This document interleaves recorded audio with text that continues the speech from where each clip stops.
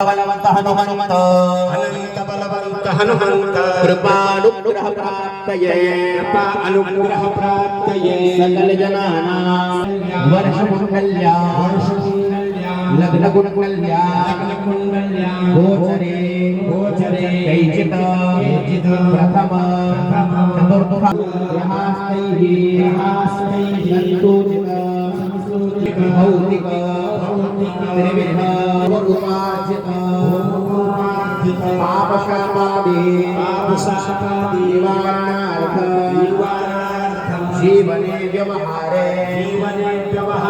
व्यापारे च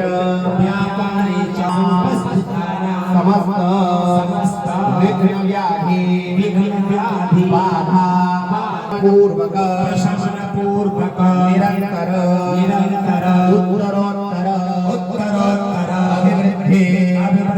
साफल्यता प्राप्त्यर्थं विशेषतया